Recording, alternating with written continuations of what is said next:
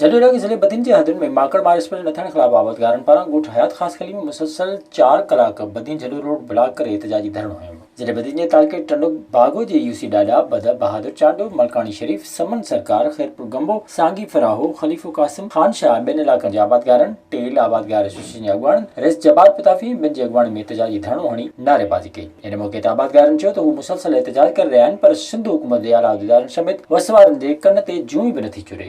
सिंध सरकार ऐं वसवारा हथ वठी खेनि गुरबत ऐं मुफ़लिसी तरफ़ धिके रहिया आहिनि। जेकॾहिं माकड़नि जो आसार बरक़रार रहियो त आबादगारनि ऐं हर जो माशी कतराम अणटर आहे।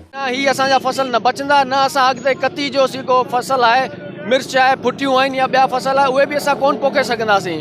जो मकड़नि जो तमामु घणो इहो हमिलो रहियो त हिते कैद अची वेंदो त महिरबानी करे जेको आहे सो इहा रिक्वेस्ट आहे असांजी त जेको आहे मकड़ मार स्प्रे करायो वञे जीअं मकड़नि खे मारण में आसानी थिए ऐं इलाइक़नि जे माण्हुनि जे आबादगारनि जो तावन वठिजे ऐं उन जे सहकार सां हंगामी बुनियादनि ते वॾनि ज़मींदारनि जी मीटिंग कॉल कई वञे DC वटि जीअं इन सॼे मामले ते सर्वे करे ऐं हंगामी बुनियादनि ते एमरजेंसी लागू करे इन मकड़नि जो ख़ात्मो कयो वञे।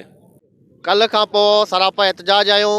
असांजे इलाइक़े में तक़रीबन जेको आहे तालको टंडो बागो ऐं तालको जुडो इहो माकड़नि जी जेको आहे मुकमल लिपेट में आहे। गवर्नमेंट ऑफ पाकिस्तान ऐं गवर्नमेंट सिंध को बि इन जे लाइ जेको आहे सो संजीदा न आहे। उन्हनि चयो त ॼाणल इलाइक़नि में माकड़ तबाही मचाए छॾी आहे। हुननि बदीन ज़िले जे इंतिज़ामिया सिंध सरकार खां मुतालबो कयो त जल्द माकड़ मार स्प्रे कराए नुक़सान खां बचायो वञे। ॿी सूरत में हू DC ऑफिस आॾो एहतजाजी धरणो हणंदा। विज़िट कयो अवामी आवाज़ मीडिया ग्रुप जी वेबसाइट awamiawaz.pk